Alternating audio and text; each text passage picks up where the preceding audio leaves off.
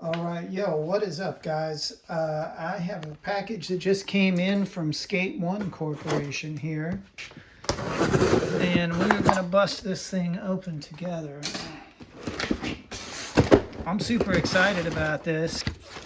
Let me show you what I got in here. I got a brand new set of Neil Blender Dragon wheels, which I've been hearing great things about this Dragon formula. It's supposed to be good for rough terrain, but still slide well. So, and I like these because they're a 6 shape. They're really fat. They're bigger. I've been riding, like, I have some 56 millimeter Spitfires that are probably down to about 53 or 52 millimeters. So they are getting kind of small for me, for my kind of skating, just rolling over the neighborhood. By the way, they don't really advertise this at Powell, but apparently they do send you mini logo grip tape with their boards. And yo, I got a sick Lance Mountain sticker. That's awesome. That's one of my favorite VCJ graphics, actually. I bought my first shaped board that I've bought in about 10 years or so. It's the new Christopher Height flight deck. And, you know, you guys, if you follow Powell, you know Chris and his skating. He's a ripper for sure. I have so much respect for him. He has, you know, he has grown so much as a skater just over the few years I've been watching him. I follow him on Dan Corrigan's channel, but I also follow his channel too.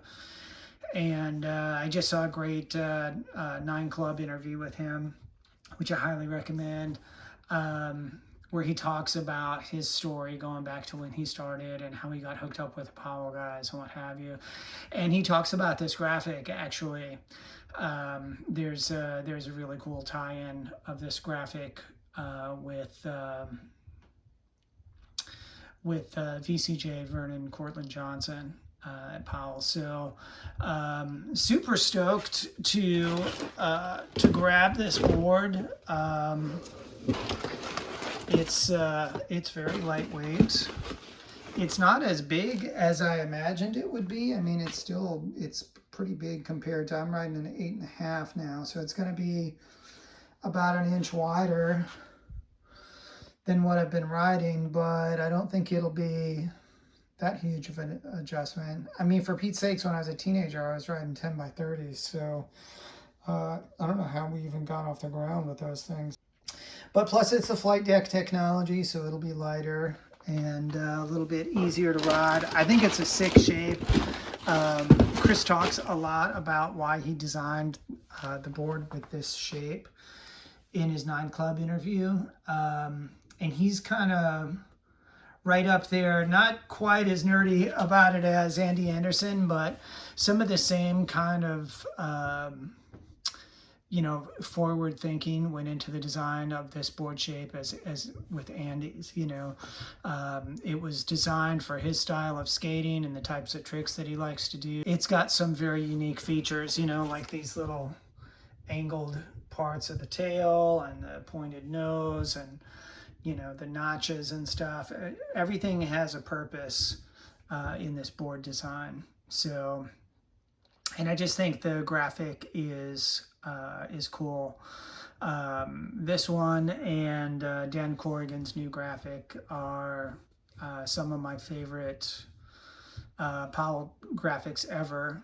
You know, obviously I like the stuff from the 80s, but I'm just really, really stoked to have this board because I've come to really like and respect Chris.